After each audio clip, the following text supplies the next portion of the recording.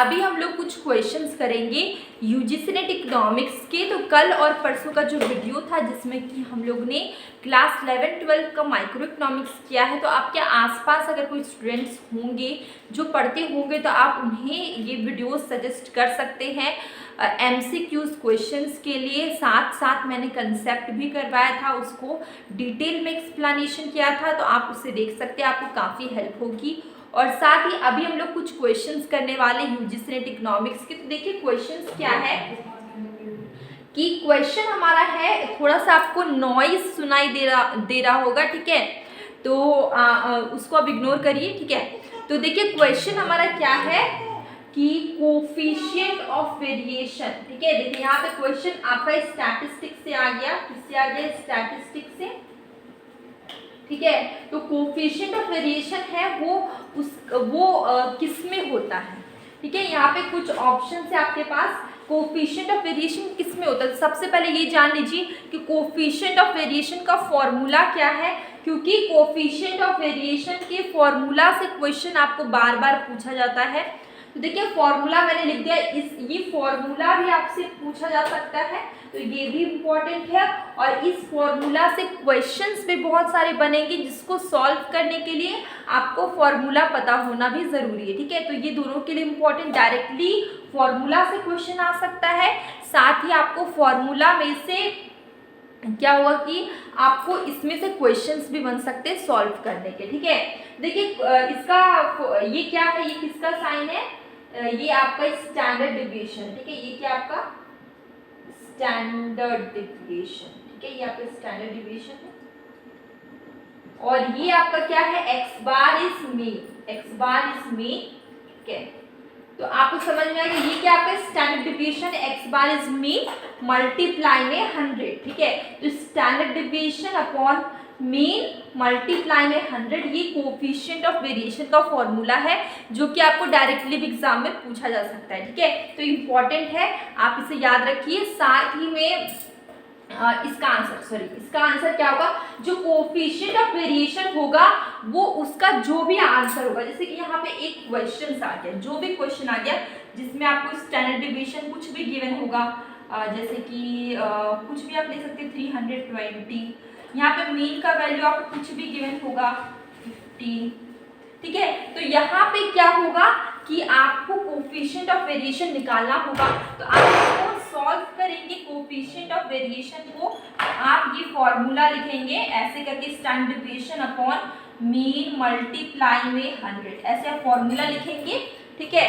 तो आप यहाँ पे क्या करेंगे? स्टैंडर्ड डिविएशन का वैल्यू लिखेंगे, फिर मीन का वैल्यू लिखेंगे, मल्टीप्लाई में 100 करेंगे, और जो भी आंसर आएगा इसको सॉल्व करके, इसको सॉल्व करके वो किस में होगा? वो आंसर आपका आएगा, जो भी परसेंटेज आएगा, ठीक है, वो आपका परसेंटेज में होगा। तो आपको यहाँ तक क्लियर हो गया?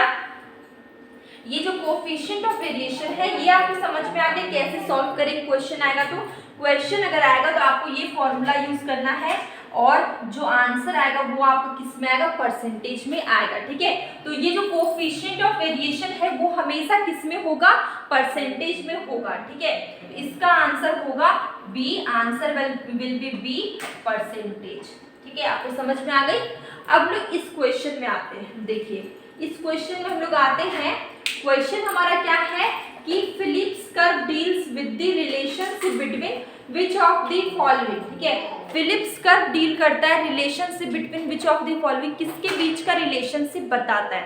तो इस क्वेश्चन को थोड़ा डिटेल में करने के लिए आपको बेसिक नॉलेज देने के लिए मैंने एक छोटा सा लिखा है इसका डेफिनेशन, ठीक है। जो ये जो फिलिप्स कर्व है A.W. फिलिप्स ने दिया है, ठीक है। और ये क्या बताता है? ये बताता है रिलेशनशिप, इनवर्स रिलेशनशिप, उल्टा या अपोजिट रिलेशनशिप किसके बीच में?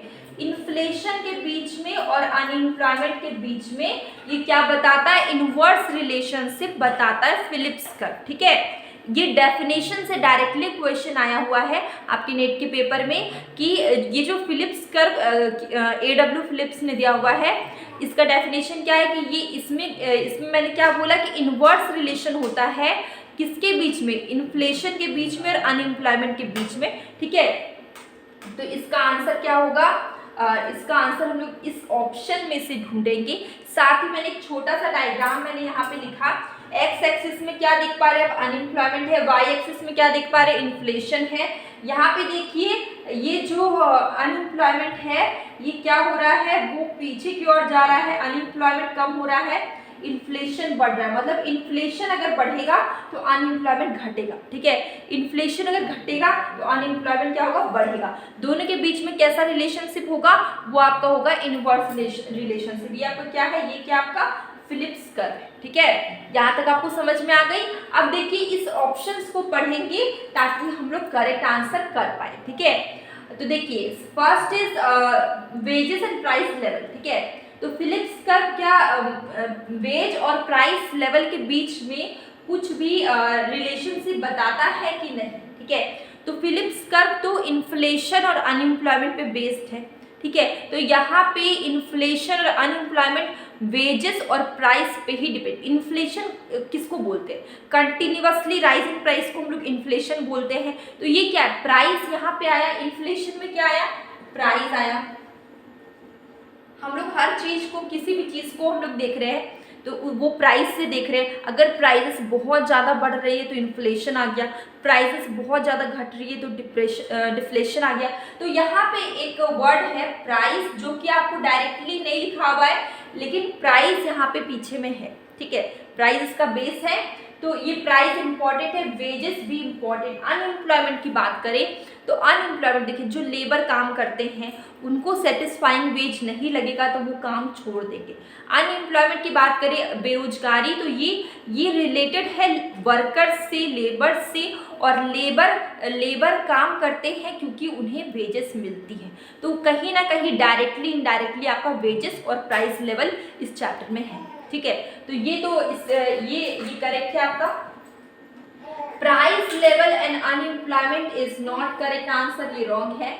Unemployment and inflation, unemployment inflation is correct, ठीक है। क्योंकि हम लोग फिलिप्स कर्व देखे तो हम लोग ने देखा कि इस चैप्टर में हम लोग क्या देख रहे हैं कि इनवर्स रिलेशन होता है इन्फ्लेशन और अनएम्प्लॉयमेंट के बीच में, ठीक है। तो ये वाला आंसर आपका होगा। अनएम्प्लॉयमेंट और इन्फ्लेशन के बीच में क्या होता है, इनवर्स रिलेशन होता है, ये भी होगा।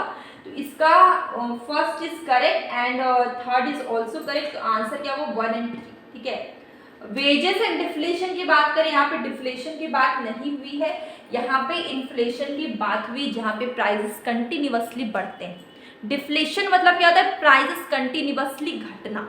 मतलब जो कीमत है वो कंटिन्यूअसली घटेगा, उसको डिफ्लेशन बोलते हैं। लेकिन इस चैप्टर में इन्फ्लेशन की बात हो रही, डिफ्लेशन की बात नहीं हो रही, तो ये तो होगा नहीं। तो इसका आंसर क्या होगा, 1 and 3, मतलब कि answer will be 1 and 3 A, answer will be A. तो ये हमारा बहुत छोटा सा वीडियो था आपके यूजीसी नेट इकोनॉमिक्स की। तो अगर आप स्टूडेंट्स हैं यूजीसी नेट इकोनॉमिक्स के या क्लास 12 के, मैंने अलग अलग वीडियोस बनाए हैं, बहुत सारी चीज़ों पे बनाए हैं, बेस्ड है। जैसे कि अगर आप न्यूमेरिकल क्वेश्चन करना चाहते हैं उसके लिए एक अलग प्लेलिस्ट है। अगर आप क्लास 12 के करना चाहते हैं तो उसके लिए अलग प्लेलिस्ट है। मैंने बीए इकोनॉमिक्स ऑनर्स के भी कुछ और एमए इकोनॉमिक्स ऑनर्स के लिए भी मैंने कुछ बड़े वाले न्यूमेरिकल्स किए हैं, जैसे कि कंज्यूमर सरप्लस और लैंग्वेज मल्टीप्लायर, बहुत सारी चीज़ें की। तो आपको अगर कोई भी तरह की अलग तरह की अगर वीडियो भी चाहिए इकोनॉमिक्स पे तो आप उससे ज़रूर बताइए। कोई भी डाउट हो प्लीज़ बताइए ताकि मैं उसे सॉल्व कर पाऊँ। तो मैं डेली शॉर्ट वीडियो डालती हूँ जिसमें कि मैं क्वेश्चंस पूछती हूँ, तो आप उसका आंसर ज़रूर करें। अब हम मिलेंगे एक न्यू वीडियो।